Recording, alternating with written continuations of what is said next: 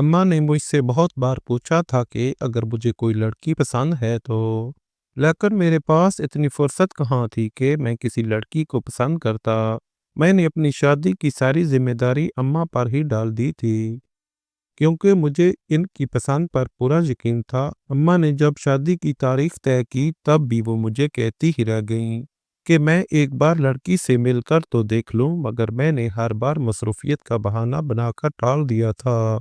मगर जब वो लड़की रुखसत होकर मेरे कमरे में दुल्हन बनी बैठी थी, मैं बहुत खुशी से इसकी तरफ बढ़ा था, और जब मैंने इसका घूंघट उठाया तो मैं सख्त मायूस हो गया था, क्योंकि मेरे सामने एक काली सी लड़की दुल्हन के रूप में बैठी हुई थी। जबकि मैं तो ऐसा बिल्कुल भी नहीं चाहता था। मुझे तो एक स्मार्ट सी और खूबसूरत सी लड़की चाहिए थी। मुझे रह रहकर अम्मा पर गुस्सा आ रहा था कि आखिर उन्होंने कैसी बदसूरत लड़की को मेरी दुल्हन बना दिया था। मैंने अम्मा से बहुत बार कहा था कि मैं इस लड़की के साथ नहीं रह सकता और इसको तलाक दे दूंगा, मगर अम्मा मुझे ही डांटने लगी थी कि तुमसे कई बार कहा था कि एक बार लड़की से मिल लो। तुम ही थे जो हर बार इनकार कर देते थे, मगर मैंने खामोशी से तलाक के पेपर बनवाना शुरू कर दिए थे। जब मेरे छोटे भाई को इस बारे में इल्म हुआ तो इसकी बात सुनकर मेरे होश उड़ गए। मेरा नाम अरखम है, मैं खानपुर का रहने वाला हूँ। मैं अपने एक छोटे भाई रज़ाक और अम्मा अब्बा के साथ एक छोटे से घर में रहता था। अब्बा एक सरकारी मुलाजिम थे और अम्मा एक प्राइवेट स्कूल में पढ़ाती थी। मेरा ताल्लुक एक पढ़ी लिखी फैमिली से था, इसलिए अम्मा अब्बा हमेशा चाहते थे कि हम भी अच्छी तालीम हासिल करके अपने पैरों पर खड़े हो जाएं। मेरी तबीयत थोड़ी संजीदगी वाली थी, जबकि मेरा छोटा भाई रज़ाक शरारती तबीयत का था। मैं शुरू से ही पढ़ाई में अच्छा था और था भी बड़ा बेटा, इसलिए चाहता था कि मैं मेहनत करके कुछ बड़ा बनूं ताकि अपने वालिदैन का फ़ख्र और सहारा बन सकूं। मेरे शहर में तालीमी सहूलियात कम थी, तो अब्बा ने मेरा दाखिला करीब के शहर के एक अच्छे स्कूल में करवा दिया। वो स्कूल घर से काफ़ी दूर था, इसलिए जब मैं मैट्रिक में हुआ तो स्कूल के करीब ही एक हॉस्टल में रहने लगा। जब मैंने मैट्रिक के बाद इंटर में भी शानदार कामयाबी हासिल की तो अब्बा से अपनी ख्वाहिश का इजहार कर दिया कि मैं इंजीनियर बनना चाहता हूँ। अब्बा को भला क्या एतराज़ हो सकता था, मगर इंजीनियरिंग के लिए मुझे अपने शहर से दूर लाहौर जाना पड़ना था। मुझे तो इसमें कोई एतराज़ नहीं था, मगर अम्मा मुझे इतनी दूर भेजने के लिए बिल्कुल तैयार न थी।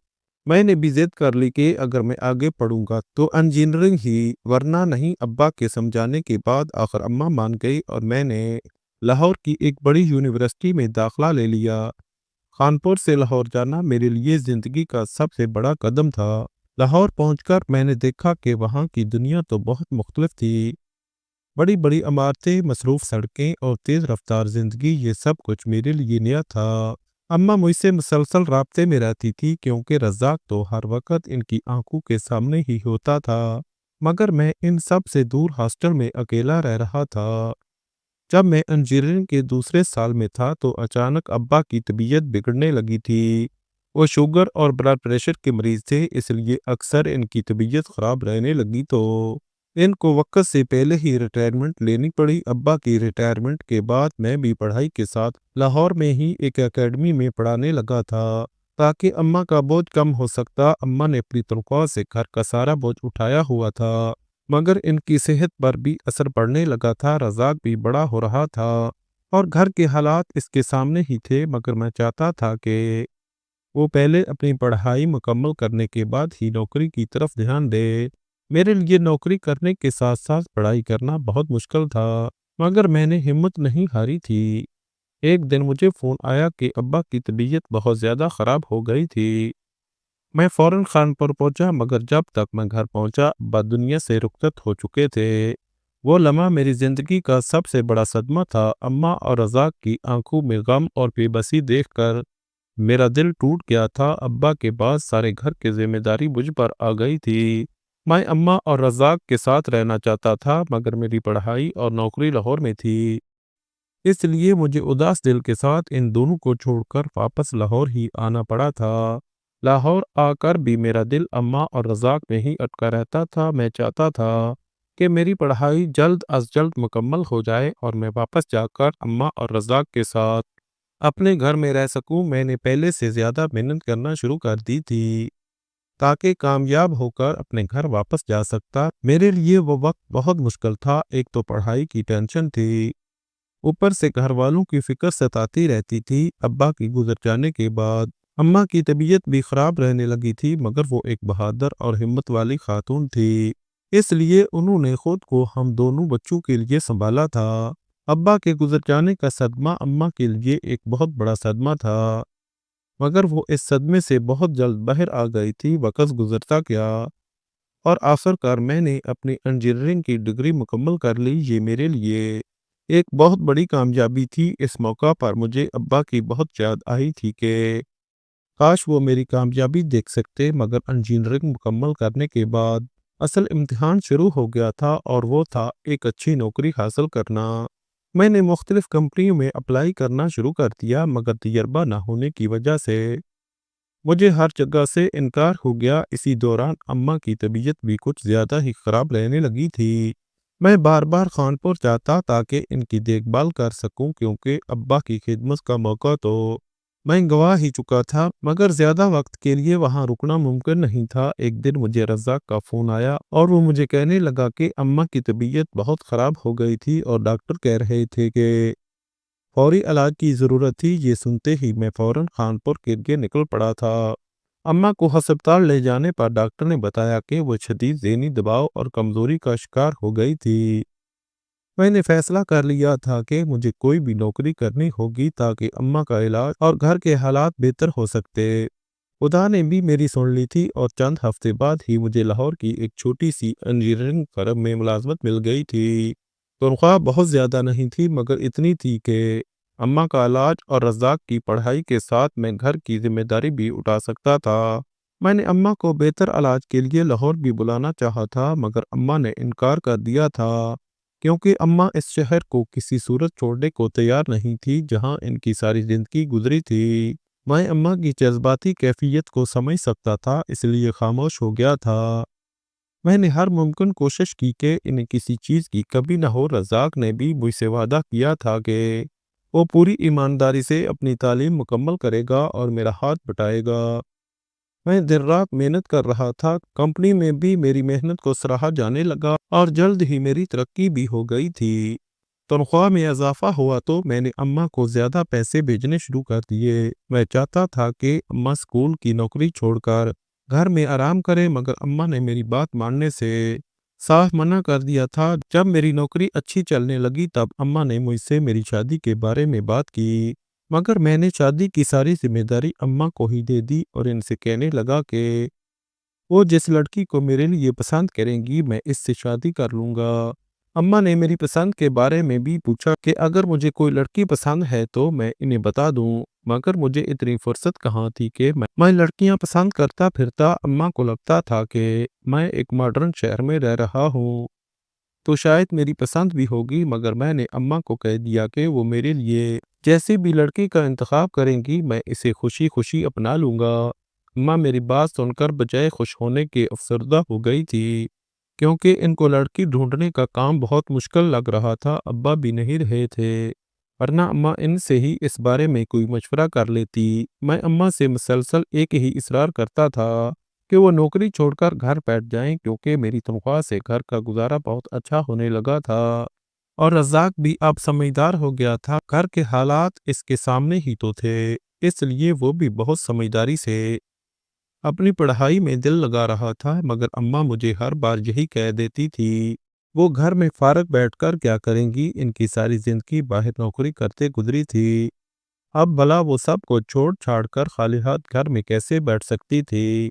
تب میں نے ان کے سامنے اپنی شادی کو ہی وجہ بنا کر رکھ دیا تھا کہ اگر وہ نوکری چھوڑ دیں گی تب ہی میں شادی کرنے کے لیے مانوں گا، ورنہ میں بھی شادی نہیں کروں گا۔ میری بات سن کر اماں مجھے کہنے لگی کہ اگر ان کو میرے لائق کوئی اچھی سی لڑکی مل جائے گی تو وہ میری شادی کروانے کے بعد نوکری چھوڑ دیں گی، کیونکہ تب ان کے ساتھ وقت گزارنے کے لیے گھر میں کوئی تو ہوگا، ورنہ خالی گھر تو ان کو کاٹ کھانے کو دوڑتا تھا۔ اور میں بھی مان گیا تھا کہ چلو اسی بہانے اماں کم از کم گھر بیٹھ کر آرام تو کر لیں گی اور ان کی دیکھ بھال کے لیے بھی گھر میں کوئی موجود ہوگا۔ پھر اماں کی طرف سے میری فکر بھی تھوڑی بہت کم ہو جائے گی، کیونکہ میں ان سے دور کسی اور شہر میں بیٹھا ہوا تھا، اور رزاق بھی سارا دن اپنی پڑھائی میں مصروف رہتا تھا۔ پہلے وہ کالج میں ہوتا تھا اور کالج کے بعد وہ اکیڈمی میں پڑھانے کے لیے چلا جاتا تھا۔ گھر واپس آتے آتے اس کو کافی وقت ہو جاتا تھا، اور یہ سارا وقت اماں گھر میں اکیلی ہی رہتی تھی، اس لیے مجھے ہر وقت ان کی فکر ستاتی رہتی تھی۔ اماں نے میرے لیے رشتے کی تلاش شروع کر دی تھی۔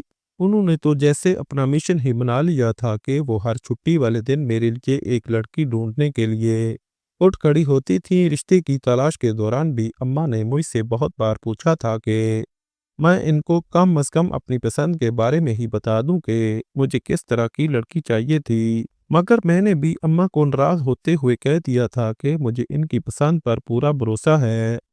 وہ جس بھی لڑکی کو میرے لیے پسند کریں گی میں اس کو قبول کر لوں گا۔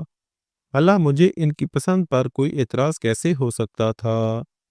پھر آخرکار اماں نے میرے لیے ایک لڑکی کو پسند کر ہی لیا تھا۔ جب انہوں نے مجھے اس بارے میں معلومات دینا چاہی تب بھی میں نے اماں کو صاف انکار کر دیا تھا کہ مجھے ان کی پسند پر پورا بھروسہ تھا، اس لیے وہ مجھے لڑکی کے بارے میں بتانے کے بجائے شادی کی تیاریوں میں مصروف ہو جاتی، کیونکہ میں تو بس یہی چاہتا تھا کہ اماں اب نوکری چھوڑ کر گھر میں آرام کریں، اور اس کے لیے ہی تو میں شادی کر رہا تھا تاکہ میری بیوی ان کا خیال رکھ سکتی۔ جب میری منگنی کرنے کے لیے جانا تھا تب بھی اماں نے مجھے بہت بار کہا تھا کہ میں ان کے ساتھ چلوں اور جا کر لڑکی سے ایک بار مل ہی لوں، مگر میں نے بھی ہر بار کام کا بہانہ بنا کر منع کر دیا تھا۔ بھلا میرا وہاں کیا کام تھا؟ جب اماں کو لڑکی پسند آ ہی گئی تھی تو میں نے اس کو دیکھ کر کیا کرنا تھا؟ رزاق نے بھی مجھے بہت بار کہا تھا کہ تم بہت خوش قسمت ہو جو تمہیں اتنی اچھی لڑکی مل رہی ہے، اور میں بھی رزاق کی بات سن کر صرف مسکرا دیا کرتا تھا، اور اس کو اتنا کہہ دیا کرتا تھا کہ آخر اماں نے پسند کی ہے تو بھلا اماں کی پسند بری کیسے ہو سکتی تھی؟ لڑکی کے گھر والوں نے بھی مجھ سے ملنے کا بہت بار کہا تھا، مگر میں ہر بار کام میں اتنا مصروف ہوتا تھا کہ مجھے تھوڑا بہت وقت بھی نہیں ملتا تھا کہ میں جا کر لڑکی کے گھر والوں سے مل ہی لیتا، مگر ان کے لیے تو ایک لڑکی کا معاملہ تھا، اس لیے لڑکی کے بھائی مجھ سے لاہور میں ہی ملنے آ گئے تھے۔ وہ ایک سیدھے سادے اور خوش مزاج انسان تھے۔ مجھے ان سے مل کر بہت زیادہ خوشی ہوئی تھی، اور یقین ہو گیا تھا کہ اماں نے میرے لیے ایک پڑھی لکھی لڑکی کو ہی چنا تھا۔ لڑکی کے بھائی بھی مجھ سے مل کر بہت مطمئن ہوئے تھے، اور خوشی خوشی واپس جا کر شادی کی تیاریاں شروع کرنے کا کہہ دیا تھا۔ میں نے اماں سے صرف اتنا کہا تھا کہ اگر ان کو کسی بھی چیز کی یا پیسوں کی ضرورت ہو تو وہ مجھے کہہ سکتی تھی، کیونکہ میں کام میں اس قدر مصروف ہو گیا تھا کہ میرا اگر پہلے ہر مہینے 3 سے 4 بار گھر کا چکر لگتا تھا تو اب میں ہر مہینے صرف 2 بار ہی گھر جانے لگا تھا۔ جب شادی کی ساری تیاریاں مکمل ہو گئی تب اماں نے مجھے بتا دیا کہ شادی کی تاریخ بھی طے کر دی گئی تھی، اور اماں مجھے غصے سے ڈانٹتے ہوئے کہنے لگی تھی کہ تمہیں شادی کی تاریخ کا جلدی اس لیے بتا رہی ہوں تاکہ تم شادی والے دن بھی یہ بہانہ نہ کر دو کہ میں کام میں مصروف ہوں اور نہیں آ سکتا۔ اماں کی بات سن کر میں کھل کھلا کر ہنس دیا تھا۔ میں ان کو کیسے بتا سکتا تھا کہ میں محنت صرف اس لیے کر رہا تھا تاکہ اپنے گھر کے حالات بہتر کر سکتا اور اماں کو ایک آرام دہ زندگی دے سکتا، کیونکہ انہوں نے میرے لیے ساری زندگی بہت زیادہ محنت کی تھی۔ پھر بھلا میں ان کے آرام کے لیے تھوڑی بہت محنت کیوں نہیں کر سکتا تھا؟ شادی کی تیاریاں مکمل ہو گئی تو وہ دن بھی آ پہنچا جب میرا نکاح رانیہ کے ساتھ تھا۔ میں اپنی شادی کے لیے کام سے پورے 2 مہینے کی چھٹی لے کر خانپور گیا تھا تاکہ شادی کے سارے کام بھی ختم ہو جاتے اور اماں کی ناراضگی بھی ختم ہو جاتی کہ میں نے تو گھر کا رخ کرنا ہی چھوڑ دیا تھا۔ اماں اکثر مجھے مذاق میں کہا کرتی تھی کہ ابھی تو تمہارا گھر آنے کا دل ہی نہیں کرتا، مگر جب تمہاری شادی ہو جائے گی تو دیکھنا کیسے بھاگتے ہوئے آؤ گے۔ میں گھر میں بھی اماں کی بات کو ہنسی میں ٹال دیا کرتا تھا، ایسا کبھی نہیں ہوگا۔ اماں کو یہی لگتا تھا کہ شادی کے بعد سب کچھ بدل جاتا ہے اور میرا بھی لاہور سے دل خود بخود اداس ہو جائے گا اور میں خود بخود خانپور میں رہنے لگوں گا۔ اس لیے تو وہ میری شادی جلد از جلد کرنا چاہتی تھی۔ میں بھی چھٹی لے کر خوشی خوشی خانپور چلا گیا تھا۔ اماں مجھے دیکھ کر خوشی سے میرا ماتھا چومنے لگی تھی اور میری بلائیں لینے لگی تھی۔ میری اور رانیہ کی شادی بہت دھوم دھام سے ہوئی تھی اور وہ لڑکی میری دلہن بن کر میرے گھر آ گئی تھی۔ وہ میرے کمرے میں دلہن بنی گھونگھٹ گرائے میرے انتظار میں بیٹھی تھی۔ سارا کمرہ لال گلابوں کی مہک میں ڈوبا ہوا تھا۔ وہ میری رانیہ کے ساتھ پہلی رات تھی، وہ میری سہاگ رات تھی۔ جب میں پیار سے رانیہ کی طرف بڑھا تھا اور اس کا جھکا ہوا سر اٹھا کر اس کا گھونگھٹ اٹھایا تھا، مگر اس کا گھونگھٹ اٹھاتے ہی میری چیخ نکلتی رہ گئی تھی، کیونکہ وہ تو ایک کالے رنگ کی عجیب سی لڑکی تھی جو میرے سامنے میری ہی دلہن بنی بیٹھی تھی۔ مجھے تو لگا تھا کہ اماں نے میرے لیے ایک خوبصورت اور سمارٹ سی لڑکی کو ڈھونڈا ہوگا، مگر سامنے بیٹھی ہوئی لڑکی تو میری توقعات سے بالکل ہی مختلف تھی۔ میں اس کو دیکھ کر 2 قدم پیچھے ہٹ گیا تھا۔ وہ لڑکی جو سامنے میری دلہن بنی بیٹھی تھی، اس کی آنکھوں میں میرا یہ رویہ دیکھ کر بے چینی ابھری تھی، مگر مجھے تو وہ پہلی نظر میں ہی اتنی بری لگی تھی کہ مجھے اماں پر غصہ آنے لگا تھا کہ انہوں نے میرے لیے ایسی لڑکی کو ڈھونڈا تھا۔ میں اس لڑکی کو وہیں کمرے میں چھوڑ کر بھاگتا ہوا اماں کے کمرے میں گیا تھا اور ان سے گلہ کرنے لگا تھا کہ انہوں نے کس لڑکی سے اٹھا کر میری شادی کروا دی تھی، جس کی کوئی شکل و صورت ہی نہیں تھی۔ اماں میری بات سن کر غصے سے میری طرف دیکھنے لگی تھی کہ میں نے آس پاس کے مہمانوں کا لحاظ نہیں کیا تھا اور اماں کو سیدھا سیدھا کہہ دیا تھا کہ وہ لڑکی خوبصورت نہیں تھی۔ ان کے چہرے پر ایک سختی تھی جو میں نے پہلے کبھی نہیں دیکھی تھی۔ وہ مجھے سمجھانے لگی تھی کہ شادی صرف شکل و صورت سے ہی نہیں ہوتی۔ انہوں نے مجھ سے پہلے کبھی اتنے غصے میں بات نہیں کی تھی جتنے غصے میں وہ اس وقت تھی، مگر میں نے اماں سے کہا کہ میں نے تو آپ پر بھروسہ کیا تھا اور آپ نے میرے لیے ایک ایسی لڑکی چن لی جسے دیکھ کر مجھے خوف محسوس ہو رہا ہے۔ اماں کی آنکھوں میں مایوسی نظر آنے لگی تھی، جیسے ان کو میری سوچ پر افسوس ہو رہا تھا۔ اماں نے مجھے سمجھانے کی بہت کوشش کی تھی اور کہنے لگی تھی کہ ارحم، میں نے تمہیں کتنی بار کہا تھا کہ تمہیں ایک بار اس لڑکی سے مل کر دیکھ لینا چاہیے، مگر تم نے ہر بات مصروفیت کا بہانہ بنا کر انکار کر دیا تھا۔ جب منگنی ہونے والی تھی تب بھی میں نے تم سے کہا تھا کہ تم ایک بار اس لڑکی کو دیکھ لو، مگر تب بھی تم نے منع کر دیا تھا اور اس لڑکی کا بھائی تم سے خود ہی تو ملنے آیا تھا۔ اگر تمہیں کوئی اعتراض تھا تو تم اسی وقت اس کو منع کر دیتے، مگر اب ان سب باتوں کا کوئی فائدہ نہیں۔ اماں کی باتیں سن کر میں خاموش ہو گیا تھا۔ وہ بالکل ٹھیک ہی تو کہہ رہی تھی۔ انہوں نے مجھ سے بہت بار اصرار کیا تھا کہ میں رانیہ سے ایک بار مل کر اپنی پسند کے بارے میں بتا دیتا، مگر میں ہر بار انکار ہی کرتا رہا تھا۔ میں مایوسی سے کمرے میں آ گیا تھا جہاں وہ کالی لڑکی میری دلہن بنی بیٹھی تھی۔ جب میں کمرے میں داخل ہوا تو رانیہ اسی طرح بیٹھی تھی، سر جھکائے، جیسے وہ میرے ہی انتظار میں تھی کہ میں کیا کہنے والا تھا، مگر میں نے دروازہ بند کیا اور آہستہ سے اپنی جگہ پر جا کر لیٹ گیا۔ رانیہ نے بھی بس آہستگی سے اپنا گھونگھٹ ٹھیک کیا اور میرے برابر میں لیٹ گئی۔ میں نے بھی لائٹ بند کر دی تھی، مگر اس رات نیند میری آنکھوں سے کوسوں دور تھی۔ مجھے رہ کر خود پر بھی غصہ آ رہا تھا کہ آخر میں نے اماں کی بات کیوں نہیں مانی تھی۔ اگر میں اپنی مصروفیات میں سے کچھ وقت نکال کر اس لڑکی کو دیکھ لیتا تو شاید آج اس کی جگہ میری خوبصورت اور اسمارٹ سی دلہن ہوتی۔ مجھے اماں سے بالکل بھی یہ امید نہیں تھی کہ وہ میرے لیے ایسی لڑکی کو چنے گی جو میرے معیار پر پورا نہیں اترتی تھی۔ میں تو ایک پڑھا لکھا اور ماڈرن قسم کا لڑکا تھا، یا شاید لاہور جیسے شہر میں رہ کر میری سوچ بدل گئی تھی جو مجھے رانیہ ایک آنکھ بھی نہیں بھائی تھی۔ مجھے تو وہ لڑکی بالکل بھی پسند نہیں آئی تھی اور میں اس کو طلاق دینا چاہتا تھا، مگر اماں اور رزاق دونوں ہی میرے خلاف ہو گئے تھے۔ وہ مجھے ایسا قدم اٹھانے کی بالکل بھی اجازت نہیں دے رہے تھے۔ رزاق بھی مجھے سمجھاتا رہتا کہ رانیہ ایک بہت اچھی لڑکی ہے، میں اس کے ساتھ ایسا نہ کروں، مگر مجھے اس کو دیکھ کر ہی اس سے کوفت ہونے لگتی تھی۔ میں بہانے تلاش کرنے لگا تھا کہ کسی طرح رانیہ کو اماں کی نظروں میں کم تر ثابت کر سکتا تاکہ وہ خود مجھے کہتی کہ میں اس کو چھوڑ دوں۔ میں جو شادی کی خوشی میں 2 مہینے کی چھٹی لے کر خانپور گیا تھا، رانیہ کو دیکھ کر میں 2 ہفتے بعد ہی واپس لوٹ آیا تھا۔ اماں اور رزاق مجھے روکتے ہی رہ گئے تھے، مگر میں اپنی ضد پر اڑا رہا تھا اور رانیہ کو ویسے ہی نئی نویلی دلہن بنے ہاتھوں پر مہندی لگی چھوڑ آیا تھا۔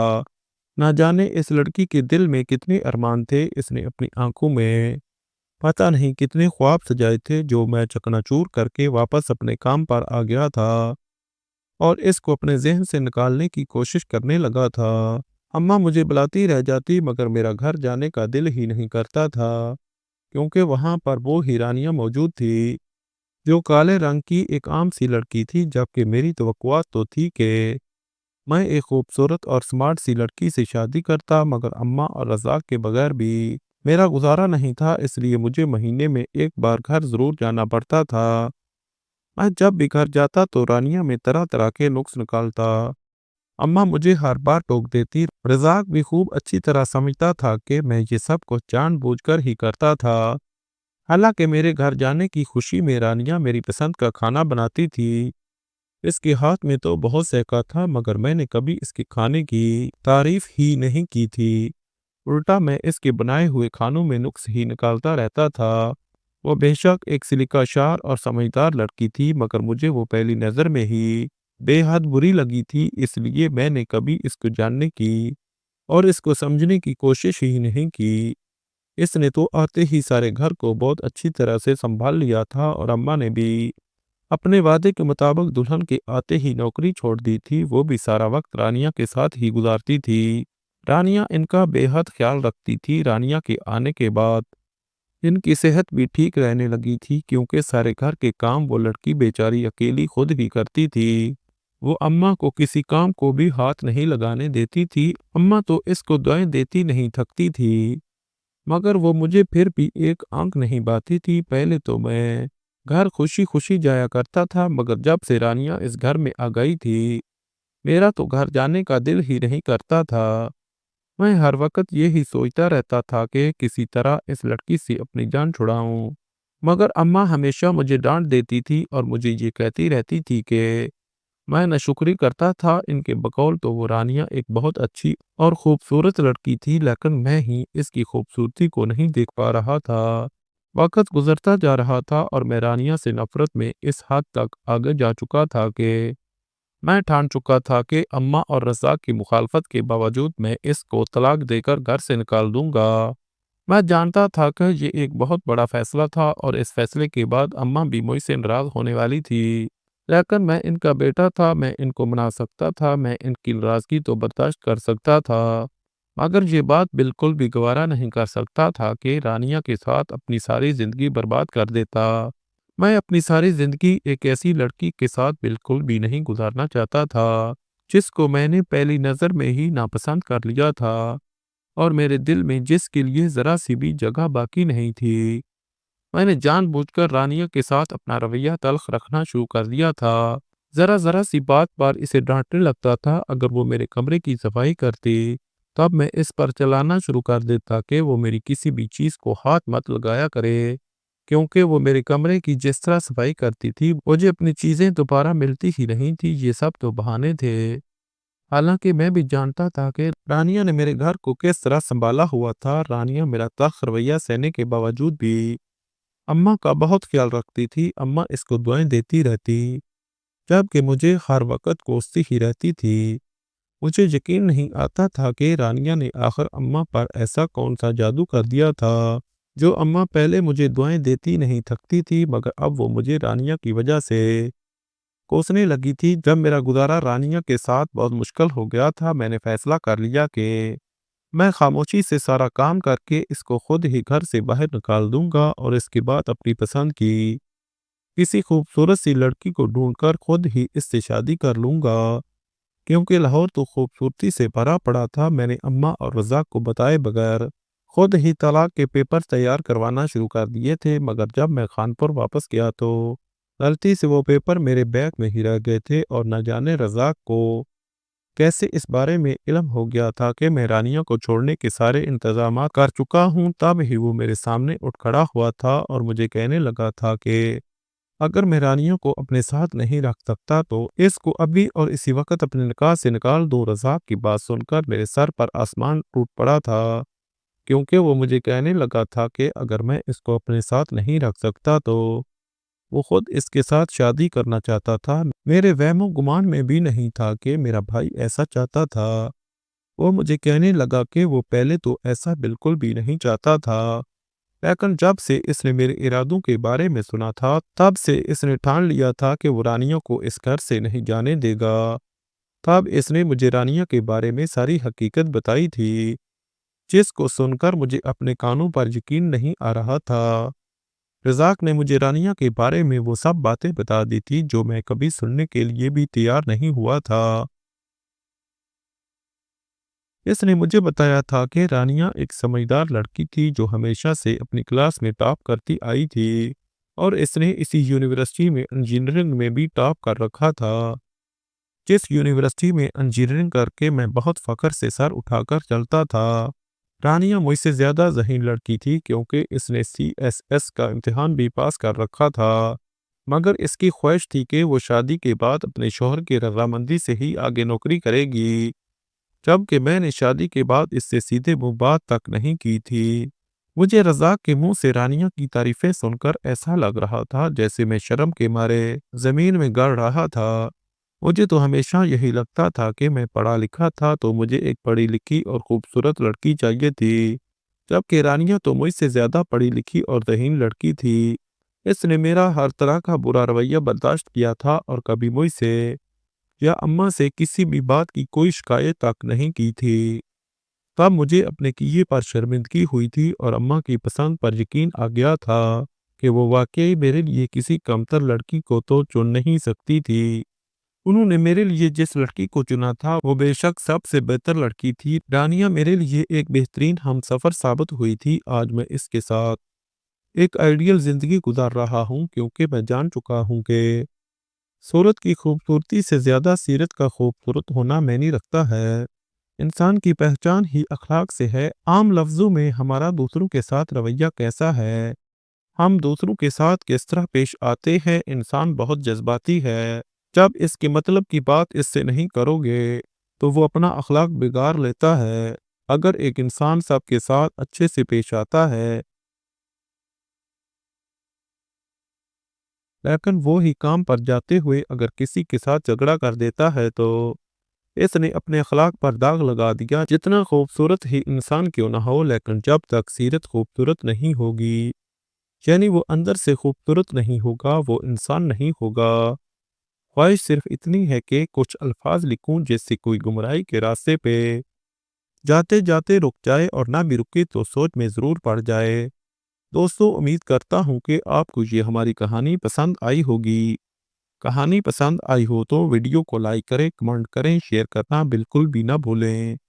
اور ہاں، اگر آپ اس چینل پر نئے ہوں تو اس چینل کو سبسکرائب ضرور کریں اور نوٹیفیکیشن کو ضرور دبائیں تاکہ آنے والی کہانی سب سے پہلے آپ کو مل سکے۔ ملتے ہیں کل ایک نئی اور دلچسپ کہانی کے ساتھ۔ اللہ حافظ۔